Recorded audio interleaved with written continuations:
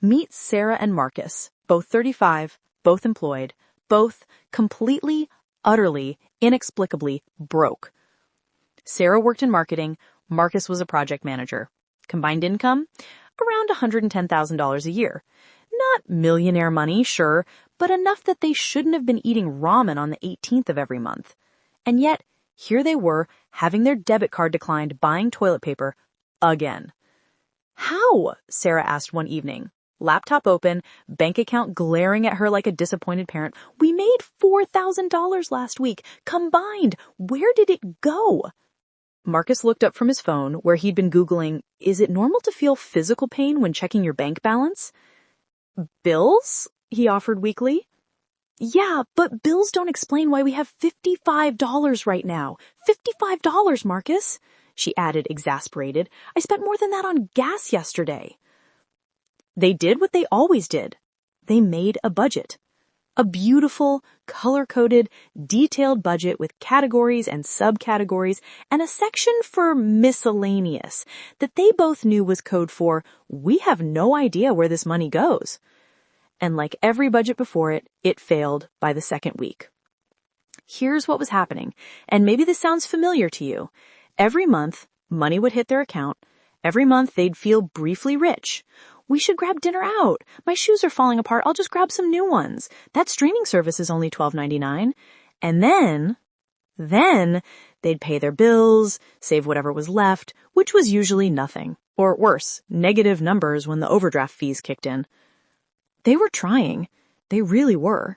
But trying to save what's left over is like trying to eat healthy after you've already finished the pizza. The damage is done. The breaking point came on a Tuesday. Marcus had stopped at Target just for laundry detergent, he swore, and came out $140 poorer with a weighted blanket, some artisanal beef jerky, and yes, eventually, laundry detergent. Sarah picked him up because his car was out of gas and they couldn't afford to fill it until payday, which was in 3 days. They sat in the parking lot in silence for a full minute before Sarah just lost it. We're professionals! Professionals! People look at us and think we have our lives together.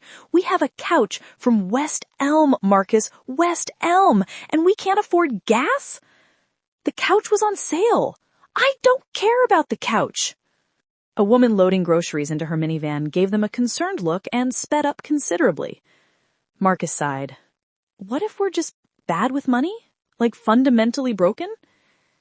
And that's when Sarah's phone buzzed. Bank notification. But something was wrong. The deposit that hit their account wasn't their paycheck. It was $2,000 more. Just sitting there. Obviously an error. They stared at it. We should call the bank, Marcus said. Absolutely, Sarah agreed. Neither of them moved. Or, Sarah said slowly, what if we just see what happens if we just don't touch it, like it's not there, like we actually got our normal paycheck? It was the worst financial advice possible, but here's where it gets interesting. Because they were so terrified of the bank discovering their borrowed $2,000 and taking it back, they spent the next 2 weeks living like that money didn't exist. They paid their bills, bought groceries, got gas, the essentials, only, nothing extra. Every time Marcus looked at Target, Sarah would hiss, bank money, that's bank money, like it was cursed. By the time their actual next payday rolled around, something bizarre had happened. They still had money in their account. Not just the error money that was sitting there untouched giving them anxiety sweats, but their own money, their actual paycheck, still had $600 just existing. After bills, after food, after everything. This doesn't make sense, Sarah said, checking the account for the 4th hour that hour. We never have money left over. Never. Marcus was staring at the screen like it was showing him lottery numbers. What if the problem was never how much we make? Okay, you're going somewhere with this, keep going.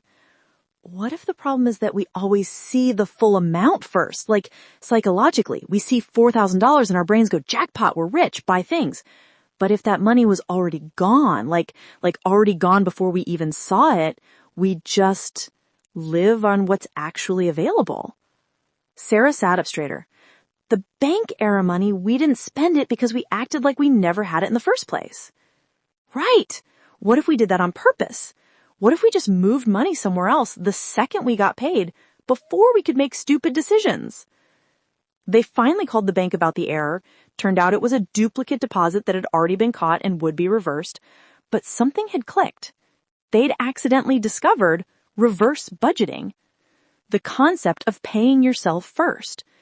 Here's what they did next, and this is the part you can actually use. Instead of paying bills first and hoping to save what's left over, they flipped it. The instant money hit their account, they automatically moved a set amount into a separate savings account. Not whatever's left over, a specific amount, first thing, before they could even see it, let alone spend it. $500 every payday. Gone. Invisible. Didn't exist. Then they lived on what remained. Paid bills, bought groceries, lived their lives. The first month felt tight. Really tight. They had to meal plan. Marcus couldn't impulse buy weighted blankets. Sarah had to actually think about whether she needed new shoes or just wanted them. But something magical happened. They adjusted. Humans are incredibly adaptable. Whatever money they had available, they figured out how to live on. And that $500, it started stacking up. By month 3, they had $1,500 in savings. Real savings. Money they didn't accidentally spend on artisanal beef jerky.